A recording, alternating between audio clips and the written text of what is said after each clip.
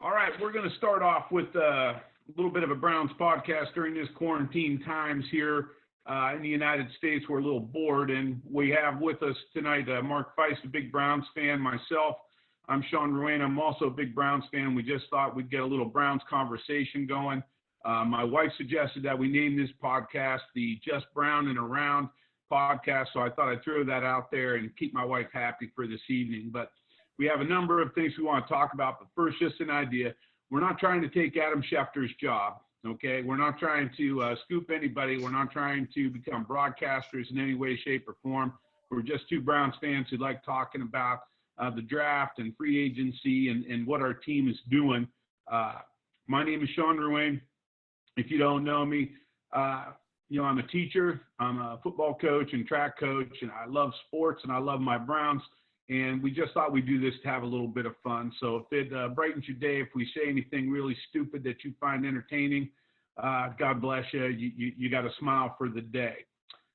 If you have any ideas for us, other than telling us to go screw ourselves or something like that, if you have anything you'd like us to discuss on future podcasts, because we're going to do it whether anyone likes it or not, you can email me. My email is sjruane85@gmail.com, and I will take any suggestions other than the aforementioned go screw yourself suggestion to heart.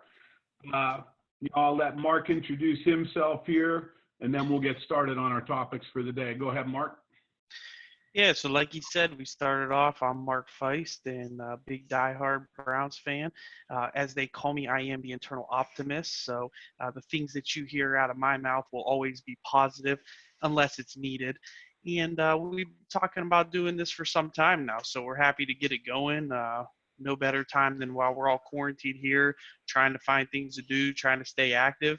This is one way we think we can do it. So hopefully everyone enjoys what they hear. If you don't, we're not worried about it. Other than that, let's get started. All right. So item number one, we decided that we were going to start off talking about the best and worst moves of the offseason or non-moves of the offseason. So I'm going to get started. I'm going to talk about what I think my best move of the offseason was for the Browns. Now, I know everyone's going to talk about the head coach, Kevin Stefanski, and I do think that's a great hire for the Browns. I always say that Freddie Kitchens, most coaches, they're 80% exactly the same. It's that extra 20% that makes a difference. But most of them are 80% the same. Freddie Kitchens was about 50% of that. And that kind of handicapped the Browns. So I think Stefanski's going to make a difference. But my biggest and most positive move for the Browns this year was the recent signing of Case Keenum as the backup quarterback for the Browns. I think since he's familiar with the system that the Browns are going to be running, he can tell Baker, all the different things that he can look for his reads, just little things, intricacies about the defenses they're facing.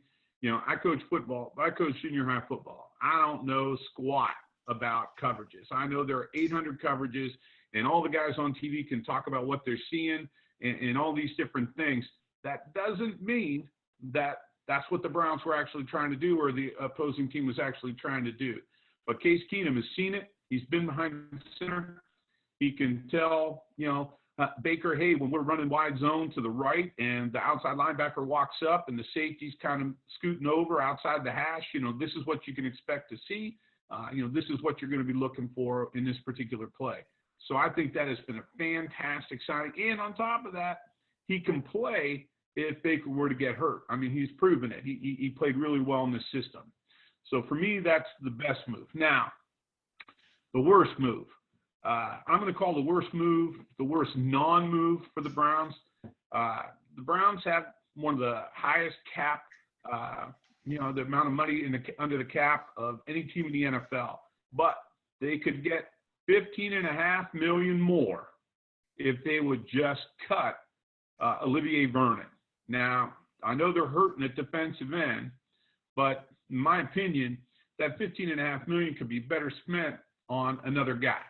Now, the guy I have in mind is Everson Griffin from the Minnesota Vikings. I think he could be had for a lot less than $15.5 million. He's a couple years older than Vernon, but he has played multiple games more each year than Olivier Vernon has. I think I had the statistic down here. Let me take a look. He has played, he's played 10 more games, roughly 10 more games in the past 4 years than Olivier Vernon has, and he has more sacks too. So, during that time period, I know he's older, but sign him to a couple-year deal. Probably, I'm going to take a wild guess and say it'd be in that 10 to 12 million range per year. I think that would be the best move the Browns can make. Now, I know, pass rushing defensive ends are in short supply, so you don't want to cut one, if you think he still has gas in the tank. But to me, man, that $15.5 million just hangs over the Browns. They could get that money and they could use it for something else. So those are my two moves. Mark? Yeah, I think, let me start there with what your worst move is. And, that is a high number. We are on the hook for him for one more year, but you mentioned it. There's not many more out there, and that's the difficulty. So if you're going to land somebody, great. But if not, you're really hoping that you land on someone in the draft in one of the later rounds, depending on where they go. Again, highest paid guy, though, and he's on the defense, hasn't played a full season in, I think, 2 or 3 years now. So, but I'm going to stick with the worst move, right? And I'm going to say that the worst move, in my opinion, is on the other side of defensive end.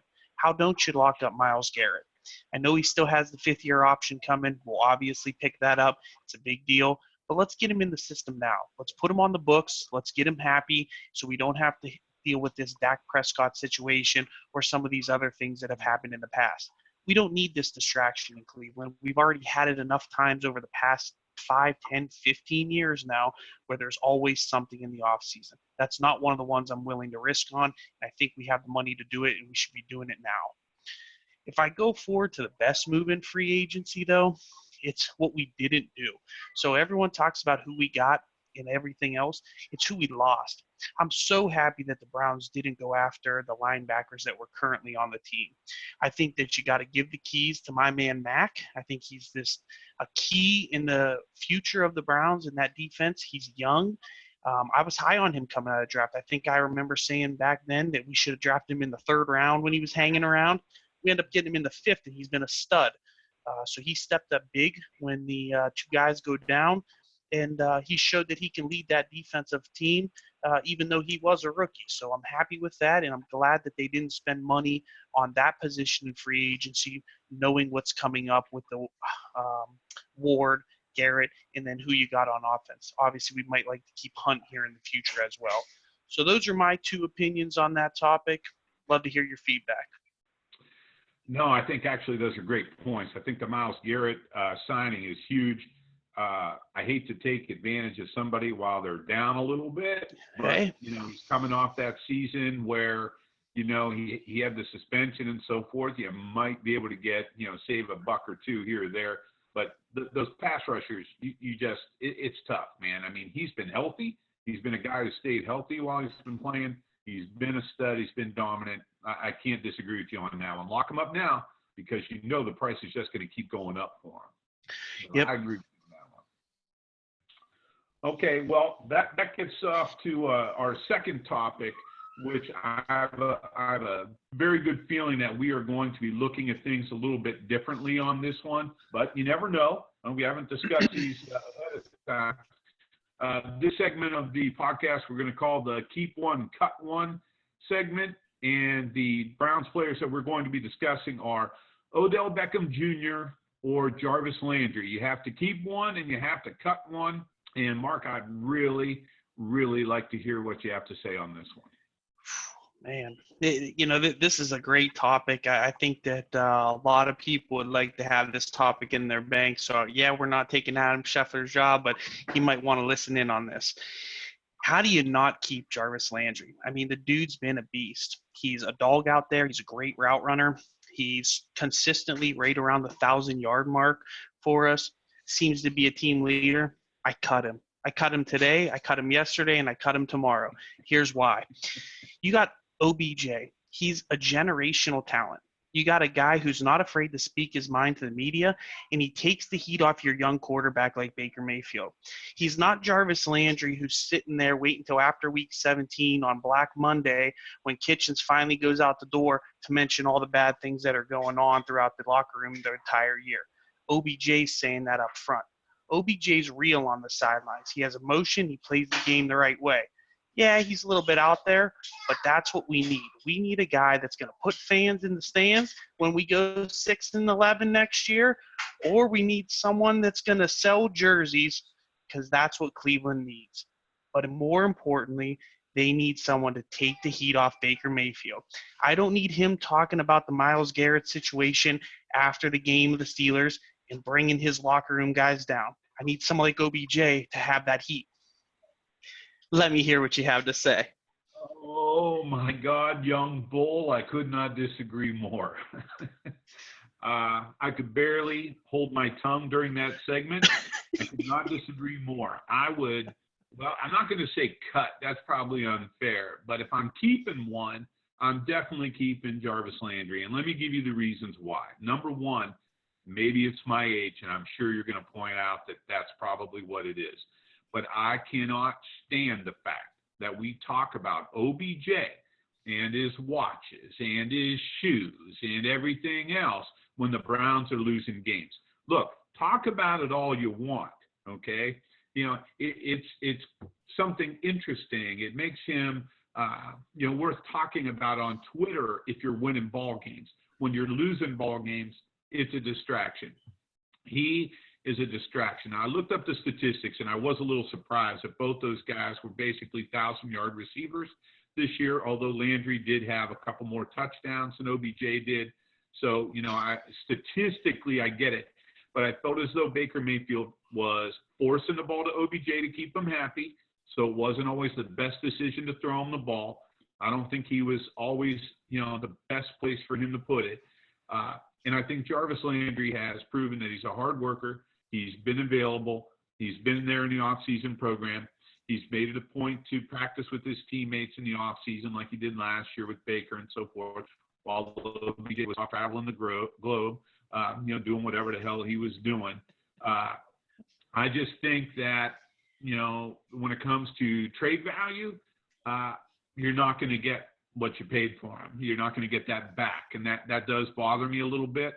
But if someone threw out to me right now a third rounder for OBJ, done. Get him the hell out. I want him gone.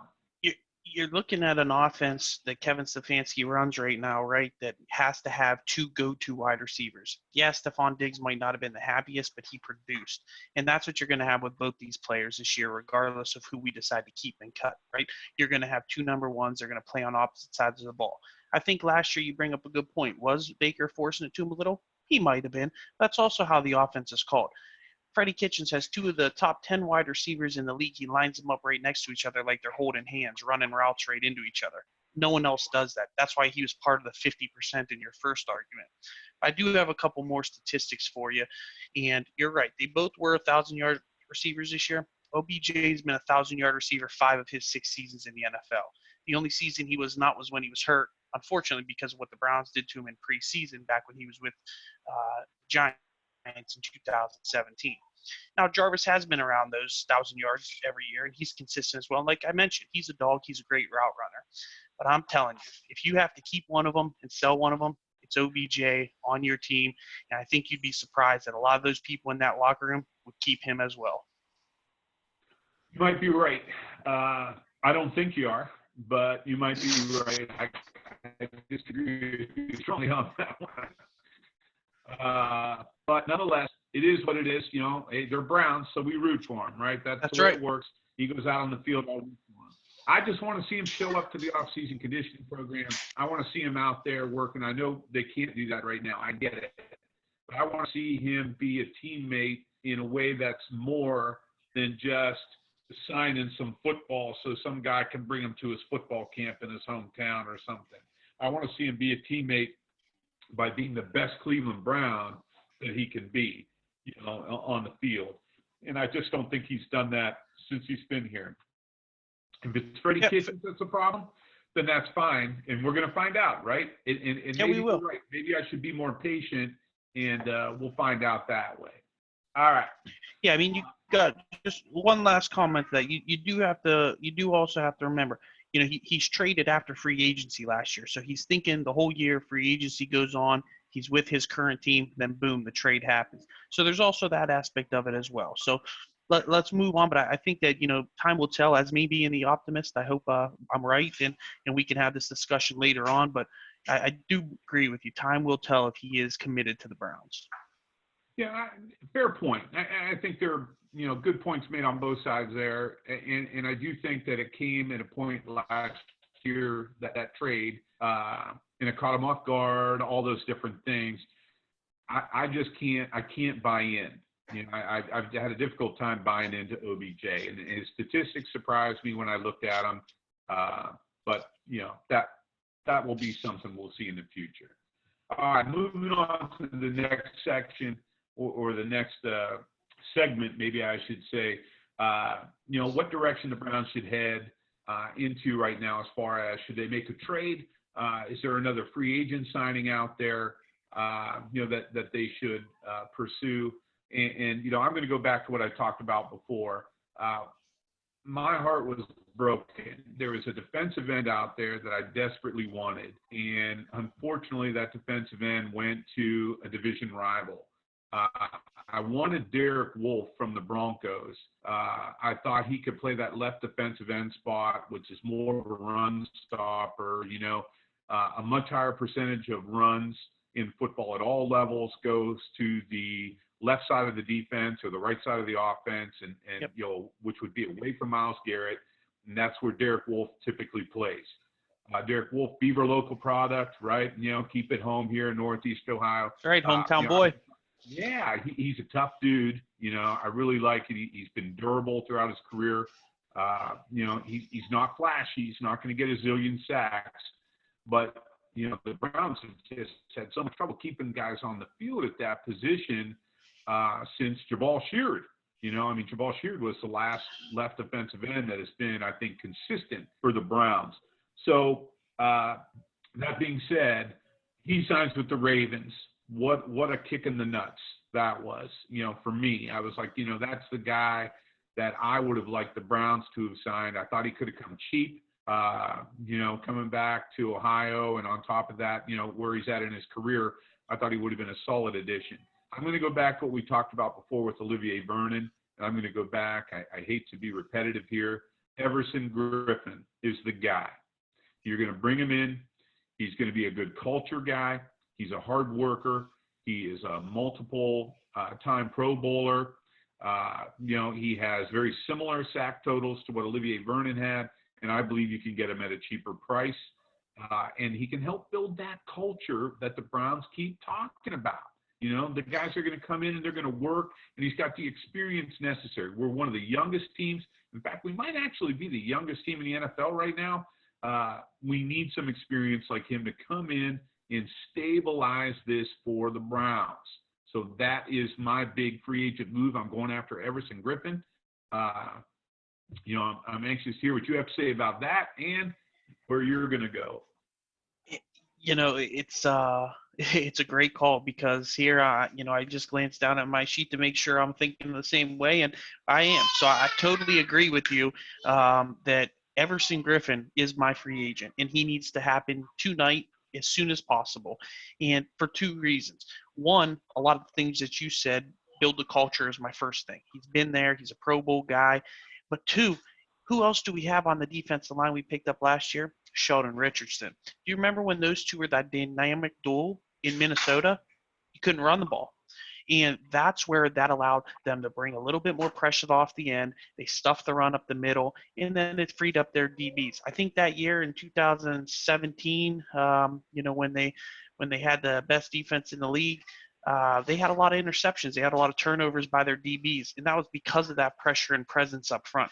So I'm agreeing with you wholeheartedly. Everson Griffin has to be the guy that you still go after. Kevin Stefanski has to know him. He should be pushing for it, and ultimately it would help these young Browns. So that's where I'm at. The only other quick topic I wanted to talk about here was if you do make a trade right now, I think that there's one trade out there that could be had. He's been talked about with Cleveland since last year. Trent Williams. I think right now the asking price just keeps getting lower and lower.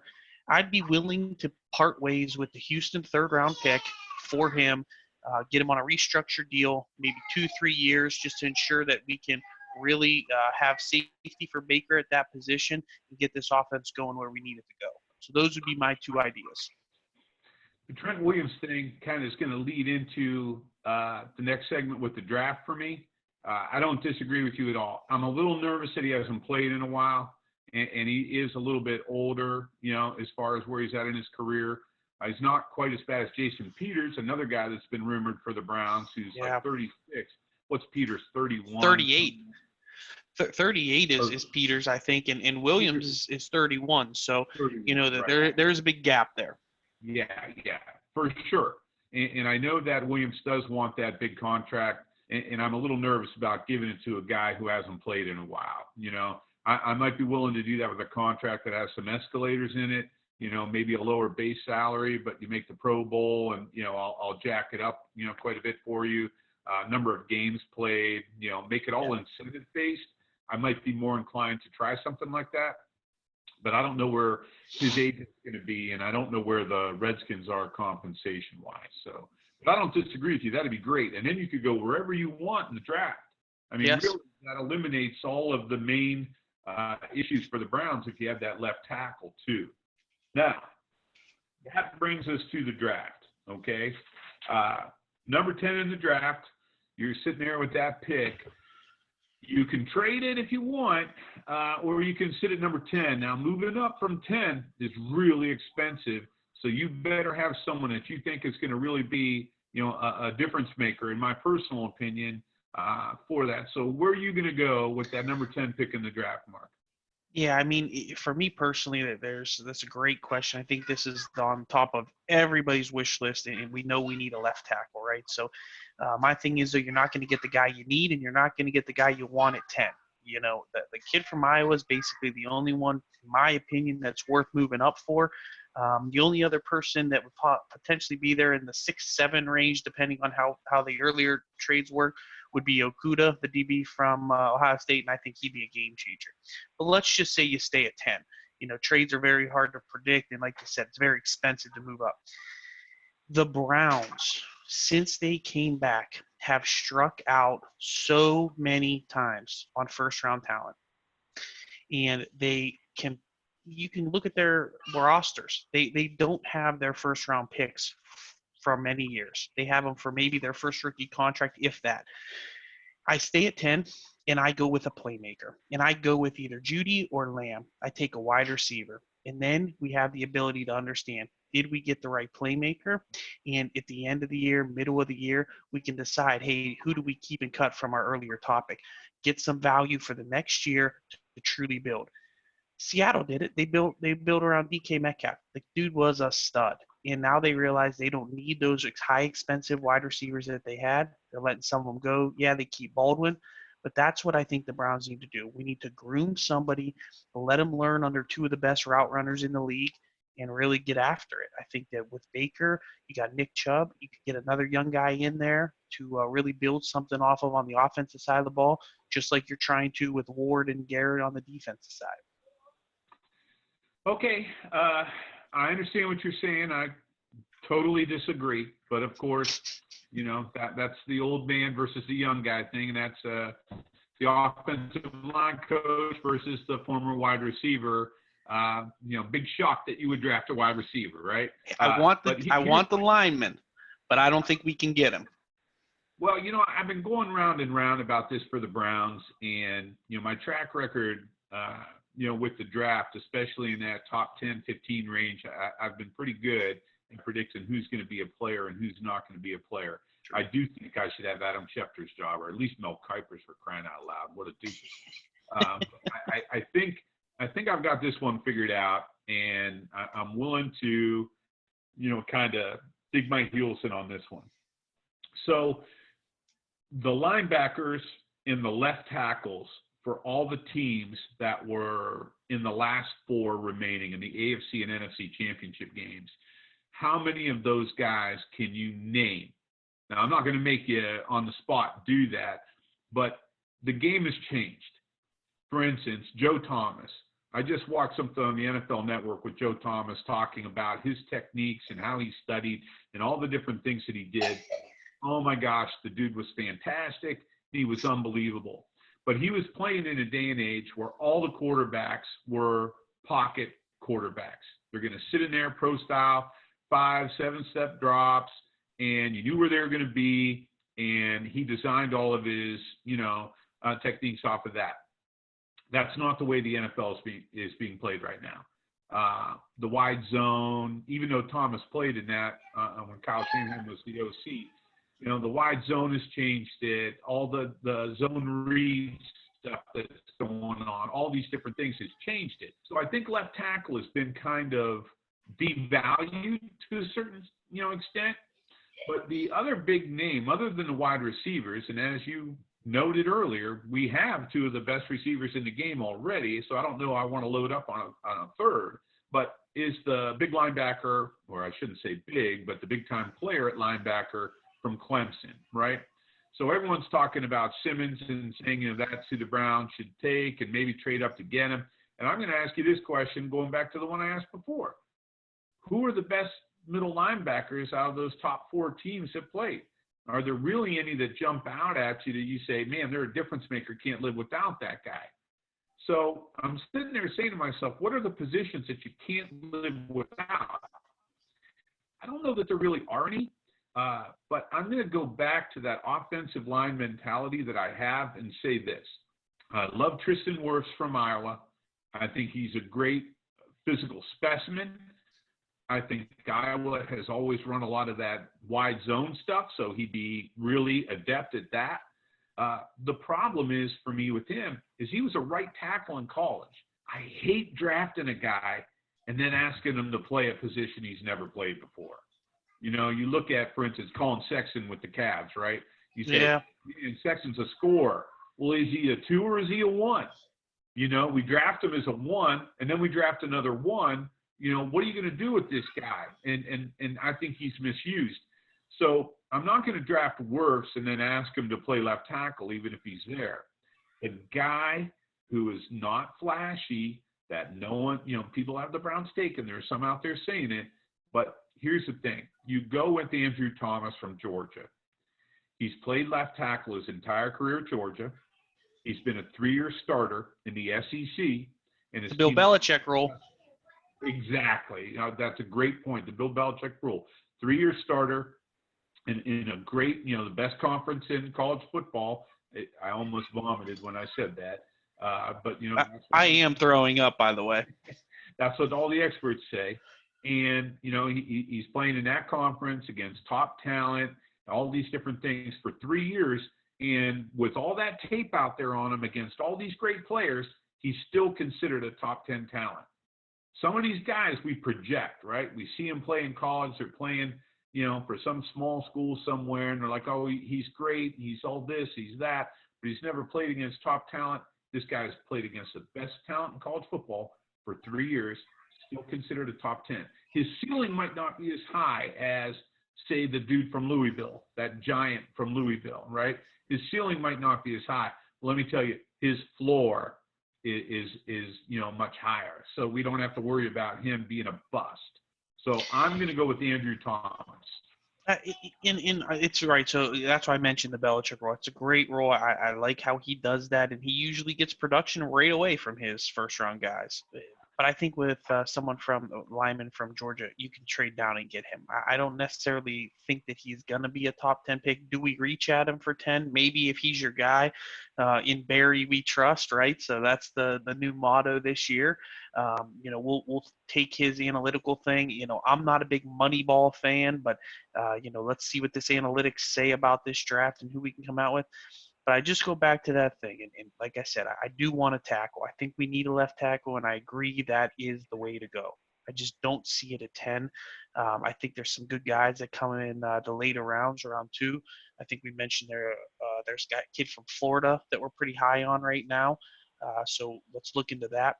But I go back to why I say wide receiver, and I just want to state that, yes, we do have 2 of the best in the game right now. but I look at what Atlanta did as well. So I mentioned Seattle earlier. Now, Mohamed Sanu is no top 10 talent. He maybe not even a top 20, 25 guy, but they had two big body wide receivers down there. Matt Ryan threw him the ball a lot. That was the style of offense. They still took Ridley in the first round.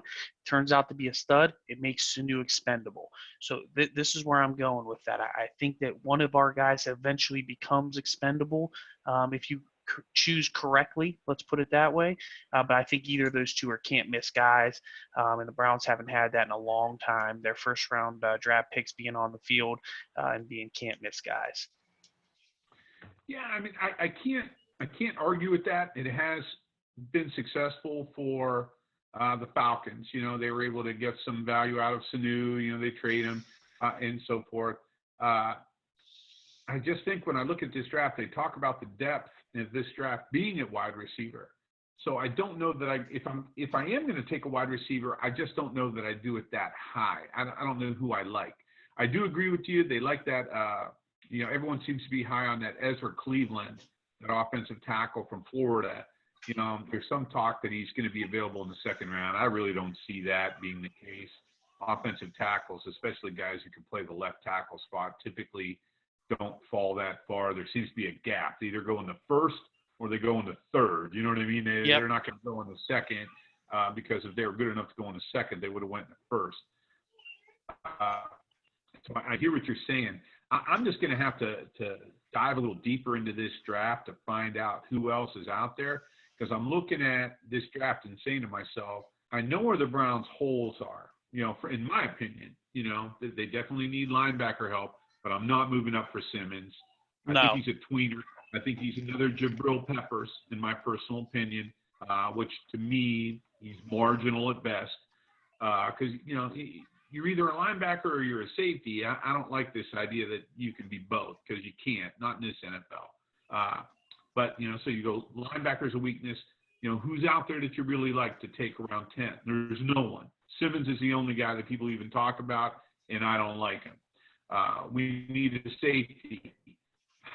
I don't like any of these safeties. I don't know where you're at. Like, I watch LSU play that Grant Delpit. I'm sitting there going, when's the dude going to make a play? I mean, you know, Yeah. Troy Polamalu out there, that made me vomit in my mouth as well. What's your opinion on that? Yeah, safety's a tough pick, especially in this draft, but I think in any draft, because I don't think that in college football the safety is necessarily as utilized as it is in the NFL's game, right? So the NFL's game, you're talking about a much larger role than it is in college. So I'm not high on any of the safeties. You know, I think the best safety that's come out of the league and probably the past 4 years, especially from the worst conference in the world, which is the SEC, would be the Honey Badger, right? And he fell all the way down to the third or fourth round because of some of the off the field issues. So, you know, safeties are not a top priority for me in the draft. You know, if we were going to go after a true safety, I thought that we should have brought Malcolm Jenkins in. I think that's a leadership role that he could have filled. It would have been very beneficial to that defense. And especially, you know, coming from Ohio State, I got to stay true to my guy. I wish we would have brought him in. Well, speaking of the Ohio State guys, you know, one of the top safeties coming out, and they have him predicted to be in maybe that early second round, is Antoine Winfield's son out of Minnesota. And I really like him. I like that. I like that pedigree. There are so many of these guys that come out and they end up being studs in the NFL, and you hear, oh, well, his dad played in the NFL. I mean, look at the Bosa brothers. They'd be great examples of that. I really like him. Now, I wonder where you could get him. I have a sneaky suspicion when guys get this much attention and they're constantly talked about being second-round talents and all these different things, and they don't run that fast of a 40, all that kind of good stuff. Dude's going to go in the first round. It's going to be in the end of the first round. It's going to be someone like the Patriots who New England. him. Yeah, exactly. So it's going to be something like that. So I don't know the Browns can grab him, but, you know, I would do that. But those are the weaknesses as I see for the Browns. Safety, I don't know of any of these edge rushers that I really like. I mean, like I said, I'm going to have to dig deeper.